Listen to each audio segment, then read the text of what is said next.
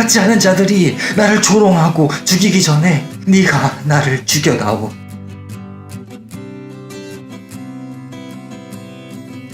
샬롬, 큐티하자입니다. 오늘은 역대상 9장 35절부터 10장 14절까지의 말씀을 통해서 하나님을 찾지 않는 사울왕, 그리고 그 사울왕을 심판하시는 하나님에 대해서 함께 묵상하고자 합니다. 블레셋 사람들이 이스라엘 백성과 맞서 싸웠습니다. 이스라엘 백성은 블레셋 사람들 앞에서 도망쳤습니다.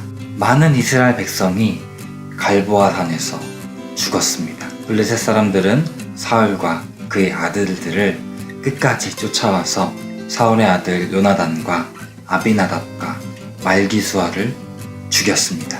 싸움은 사울에게 불리하게 돌아갔습니다. 그는 화살에 맞아 크게 다쳤습니다. 사울이 자기 무기를 들고 다니는 병사에게 말했습니다. 내 칼을 뽑아서 나를 죽여다오. 저 할례받지 않은 자들이 나를 조롱하고 죽이기 전에 네가 나를 죽여다오. 하지만 사울의 병사는 두려워서 그를 죽이지 못했습니다. 그래서 사울은 자기 칼을 뽑아 세우고 자기 몸을 던졌습니다.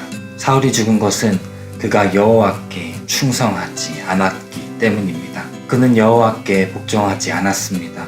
심지어 무당한테 찾아가 무당의 도움을 받으려고 했습니다. 사울은 여호와께 찾아가 도움을 구하지 않았습니다. 그래서 여호와께서는 사울을 죽이고 그의 나라를 이새의 아들 다윗에게 주셨습니다. 하나님께서는 사울을 이스라엘의 첫 번째 왕으로 세우셨습니다. 처음에는 사울도 하나님을 사랑하고 사람들 앞에서 겸손하게 행동하는 아주 멋진 왕이었습니다. 그러나 왕이 된 후에는 하나님의 명령을 지키는 일보다 자신의 인기를 지키는 일을 더 중요하게 생각했습니다. 전쟁에서 이기기 위해 하나님이 아니라 귀신을 섬기는 무당을 찾아가서 도와달라고 부탁하기도 했죠. 이렇게 하나님을 온 마음으로 찾지 않는 사울 왕을 하나님께서는 심판하셨습니다. 사울 왕은 말씀을 지키지 않았을 뿐 아니라 하나님께 앞으로의 길을 묻지도 않았습니다. 블레셋과 싸워서 힘이 없어서 사울 왕가가 몰락한 것이 아니라 하나님께서 사울 왕을 심판하신 것이죠. 사울이 하나님께 묻지 않고 무당을 찾아간 것은 스스로 자신의 운명을 비참한 대로 이끌고 간 것입니다. 저는 매일 누구에게 저의 삶의 길을 묻고 있는지 한 번 더 생각해보는 시간이 되었어요. 결국 사울은 블레셋과 싸우다가 아들들과 함께 죽고 말았습니다. 하나님은 사울 대신에 하나님만 따르는 다윗을 왕으로 세우셨어요. 어떻게 보면 사울은 블레셋 사람들의 칼 또는 자신의 칼에 죽은 것이 아니라 두려움이라는 이 감정 때문에 쓰러졌다고 볼 수도 있을 것 같아요.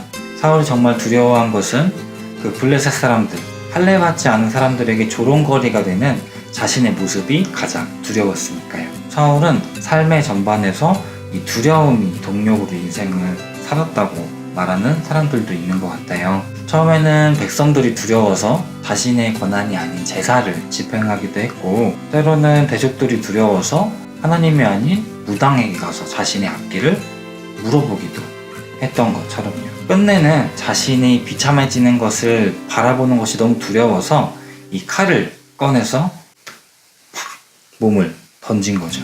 이러한 사울을 보면서 저의 삶의 동력은 무엇인지 한번 생각해보는 시간을 가졌습니다. 세상을 향한 두려움을 가지고 있는지 아니면 하나님을 향한 두려움을 가지고 있는지, 저의 믿음이 어디로 향해 있는지 한번 생각해 보아야 되겠다는 생각을 했습니다.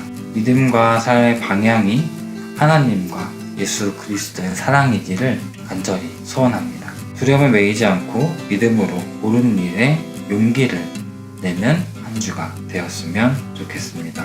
오늘도 함께 묵상해 주셔서 감사합니다. 또 봬요.